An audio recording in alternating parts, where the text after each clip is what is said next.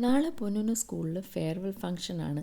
അപ്പം നാളെ സാരി ഉടുക്കണമെന്ന് അവൾക്ക് ഭയങ്കര നിർബന്ധം. ഇത് രണ്ടാമത്തെ പ്രാവശ്യമാണ് അവൾ സാരി ഉടുക്കാൻ പോകുന്നത്. ആദ്യമായിട്ട് അവൾ സാരി ഉടുത്തത് ഓണം സെലിബ്രേഷനായിരുന്നു.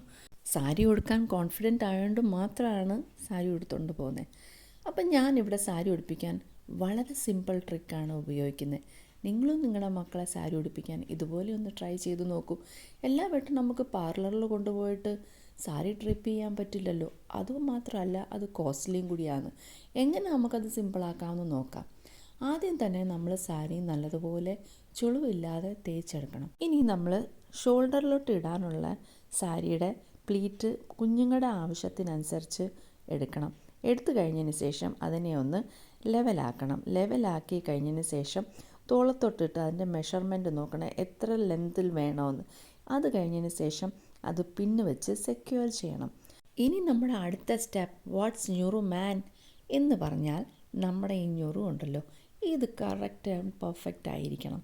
അതിനുവേണ്ടി നമ്മൾ എല്ലാ ഞൊറു ഒരേ ലെവലിൽ എടുത്ത് കഴിഞ്ഞതിന് ശേഷം അതിനെ ഒന്ന് പ്രോപ്പറായിട്ടൊന്ന് പ്ലേസ് ചെയ്യണം. ആ പ്ലീറ്റ്സ് ഒന്നുകൂടെ സേഫ്റ്റി പിന്നും കൊണ്ട് സെക്യൂർ ചെയ്യണം.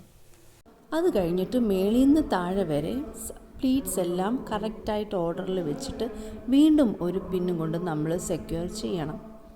ഈ രണ്ട് സിമ്പിൾ സ്റ്റെപ്പോടെ നമ്മൾ സാരി ഡ്രേപ്പ് ചെയ്യാനായിട്ട് നമ്മൾ റെഡിയായി. ഇത് കഴിഞ്ഞതിന് ശേഷം നമ്മൾ അത് ഹാങ്കറിൽ ഇട്ട് റെഡിയാക്കി വെക്കും അടുത്ത ദിവസത്തേക്ക്. അപ്പോൾ എങ്ങനെ, സിമ്പിളല്ലേ? എല്ലാവരും ട്രൈ ചെയ്ത് നോക്കണേ.